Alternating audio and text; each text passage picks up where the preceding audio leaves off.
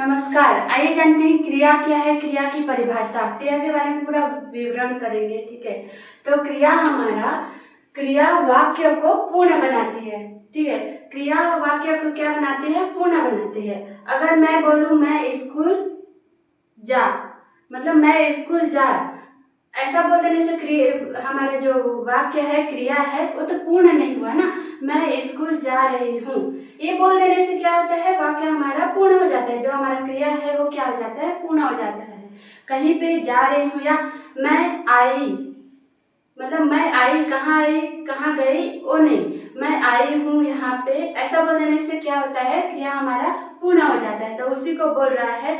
जो हम शब्द लिखते हैं, हम लिखते हैं या बोलते हैं, जो भी है, हम आधा बोलने से तो पता नहीं चलता कि क्रिया पूर्ण है कि क्या है।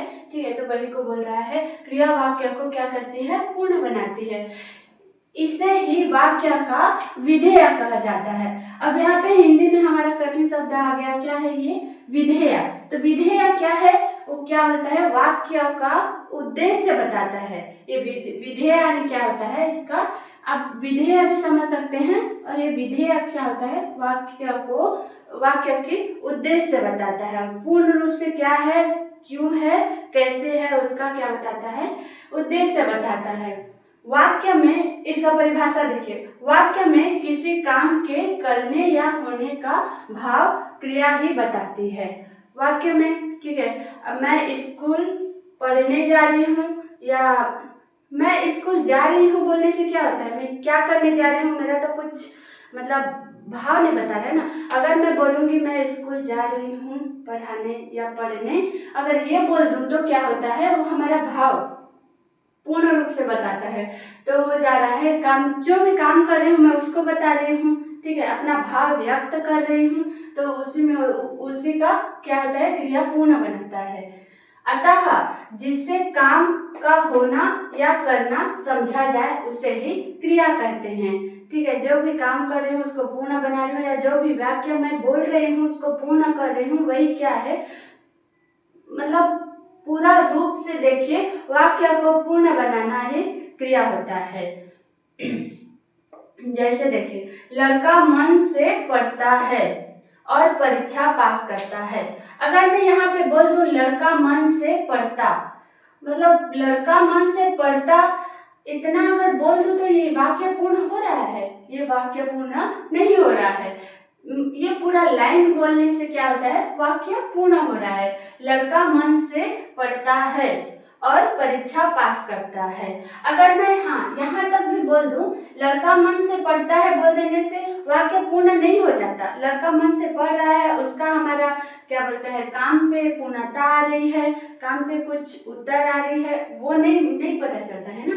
लड़का मन से पढ़ता है और परीक्षा में पास करता है। यहाँ पे परीक्षा में पास करना क्या हो गया? हमें क्या बोलते हैं? उद्देश्य एक मिल गया। वो काम जो है वो काम पूर्ण हो गया। ठीक है, परीक्षा किसके लिए पढ़ रहे हैं हम? ये पढ़ना क्या है? किसके लिए पढ़ रहे हैं? परीक्षा में पास होने के लिए, टॉप करने के लिए, उत्तर मतलब अच्छा मार्क, अच्छा परिणाम लाने के लिए तो पढ़ रहे हैं ना। तो परीक्षा पास करता है। और एक देखिए, उक्त वाक्य में क्या होता है? इसको ही मैं यहाँ पे लिख के ही बता दी हूँ। वाक्य में पढ़ता है और पास करता है, क्रियापद है। क्या है? क्रियापद है।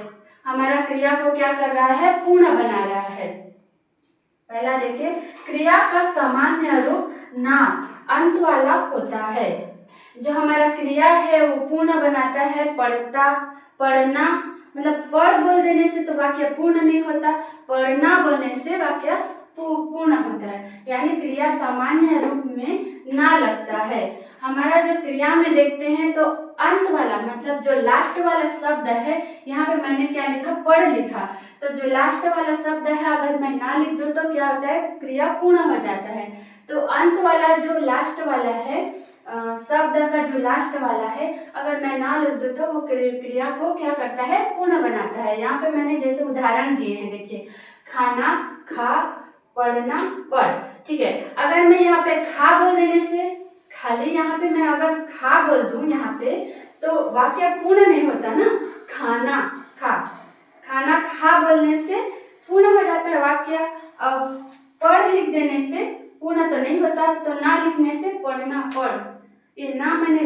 अंत वाला में लिख दिया है ना, तो वाक्य क्या होता है, पूर्ण हो जाता है। सुनना, सुन, लिखना, लिख आदि। ठीक है, मैंने इस वाक्य के अंत में क्या लगा दिया है, ना लगा दिया है, तो वाक्य हमारा क्या हो रहा है, पूर्ण हो जा रहा है। लिख दिया है, वहां पे खाली लिख बोलने से नहीं होता ना, लिखना होता है, तो वाक्य के अंत में मैंने ना लगा दिया है। यदि किसी काम का व्यापार का बोध ना हो तो ना अंत वाले शब्द क्रिया नहीं कहला सकते हैं। अगर कोई वाक्य में ना लग रहा है, लेकिन हमें वो क्या बोलते हैं, वाक्य में ना लग रहा है लेकिन वो क्रिया पूर्ण नहीं है। ठीक है, क्रिया पूर्ण नहीं है। कईयों वाक्य में ना लगता है, लेकिन वो वाक्य क्या होता है, पूर्ण नहीं होता है। उदाहरण के लिए देखिए, सोना महंगा है, तो यहाँ पे सोना में मैंने तो ना लगाया है, लेकिन ये क्या है, ये क्रिया में नहीं आता, सॉरी, इसका क्रिया पूर्ण नहीं करता है। तो ये सोना क्या है, एक धातु है। वह व्यक्ति एक आंख से काना है।